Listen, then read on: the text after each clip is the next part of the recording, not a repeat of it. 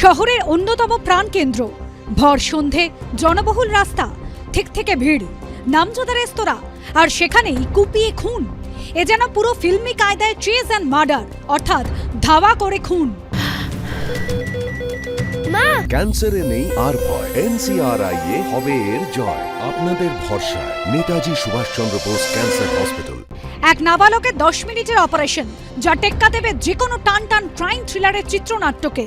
বৃহস্পতিবার রাতে হাড় হিম করা এক অপরাধীর সাক্ষী হলো কলকাতা।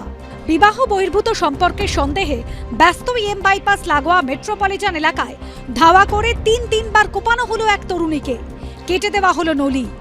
তাও আবার বাইপাস ধাপার মতো জমজমাট এলাকায়, একেবারে অফিস ফেরত সময়ে। মেয়েটা অ্যাকচুয়ালি ও দুটো আরও ছেলে থেকে হেল্প চাইছিল, ততক্ষণে গিয়ে এরকম ছুরিটা হাতে নিয়ে হাতের মধ্যে এরকম দাম পট করে মারলো। ততক্ষণে যে সবাই গিয়ে দৌড়োকে বাঁচাতে যাবে, ওখানে বেধড়ক ওখানে দেয়াল রয়েছে, দেয়ালের মধ্যে ধাক্কা মেরে মেয়েটাকে কোনোভাবে দৌড়েছে, এখান থেকে সবাই দৌড়ে গেছে। বাবার সঙ্গে বিবাহ বহির্ভূত সম্পর্কের সন্দেহে আক্রোশ, আর তা থেকেই চরম পদক্ষেপ। পুলিশ সূত্রে দাবি, পাকড়াও হওয়া নাবালক জেরায় জানিয়েছে একটি গাড়িতে ছিলেন তার বাবা ও তরুণী। সেই গাড়ির GPS লোকেশন ট্র্যাক করে তা ফলো করতে থাকে নাবালক, তার মা এবং পরিবারের আরেক সদস্য। বাইপাস ধাবার সামনে একটি দোকানে চা খেতে নামেন নাবালকের বাবা এবং তরুণী। ছেলেকে এবং স্ত্রীকে তাদের দিকে এগিয়ে আসতে দেখে পালিয়ে যান তিনি। তরুণীর সঙ্গে নাবালিকার মায়ের বচসা শুরু হয়। তার মধ্যে আচমকা ছুরি বের করে তরুণীর হাতে কোপ বসিয়ে দেয় নাবালক। আক্রান্ত তরুণী হেল্প বলে সার্ভিস লেন ধরে ছুটতে শুরু করে, নাবালকও তাকে ধাওয়া করে। রক্তাক্ত তরুণী ছুটেও পার পাননি।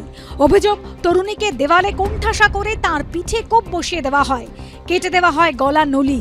পথচারীদের তৎপরতায় গুরুতর জখম তরুণীকে উদ্ধার করে NRS মেডিকেল কলেজে নিয়ে যাওয়া হয়। জরুরি ভিত্তিতে অস্ত্রোপচার করেও বাঁচানো যায়নি তাকে যে অবস্থায় আনা হয়েছিল তাকে তৎক্ষণাৎ এমার্জেন্সি ওটিতে নিয়ে যাওয়া, ES ওটিতে নিয়ে যাওয়ার পর সেখানে সার্জারি করা হয়। অপারেশন সফল হলেও তাকে বাঁচাতে চিকিৎসকরা সক্ষম হননি। রাত 2টো নাগাদ তার মৃত্যু হয়। পুলিশ সূত্রে খবর, গোটা ঘটনাটাই ঘটেছে রাত 8:30 থেকে 8:40 মধ্যে। তাৎপর্যপূর্ণ হল, প্রগতি ময়দান থানা থেকে বাইপাস ধাবা, যে অঞ্চলে প্রাণঘাতী হামলা হয়েছে, সেই ঘটনাস্থলের দূরত্ব মেরে কেটে 1.5 কিলোমিটার। গাড়িতে যেতে সময় লাগে 4 মিনিট। ঘটনাস্থলে একেবারে কাছেই রয়েছে বেলেঘাটা ট্রাফিক গার্ডের অফিস। এখন আমি রয়েছি বেলেঘাটা ট্রাফিক গার্ডের সামনে। প্রগতি ময়দান থানা থেকে এটি ঢিলছোড়া দূরত্বে। এই বেলেঘাটা ট্রাফিক গার্ড থেকে যে ঘটনাস্থল, যেখানে ঘটনাটি ঘটেছে, তার দূরত্ব গুগল লোকেশনে মোবাইলে দেখাচ্ছে 800 মিটার। গাড়িতে যেতে সময় লাগে মাত্র 1 মিনিট। বাইপাস ধাবা থেকে 100 মিটারের মধ্যে রয়েছে ট্রাফিক পুলিশের একটি কিয়স্ক।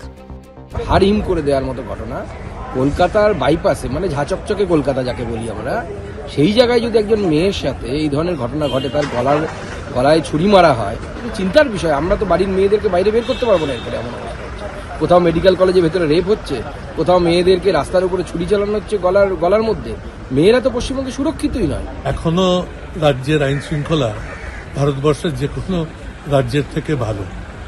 বিজেপি আগে নিজের ঘর সামলায়, কুম্ভতে কি করে ফেললো, তারপরে এরা মুখ খোলে কি করে। তরুণী খুনে অভিযুক্ত নাবালককে ধরেছে পুলিশ, তার মাকে এবং আত্মীয়কেও গ্রেফতার করা হয়েছে। সৌমিত্র রায়, ঝিলম করঞ্জাই ও বিজেন্দ্র সিংহের রিপোর্ট, ABP আনন্দ।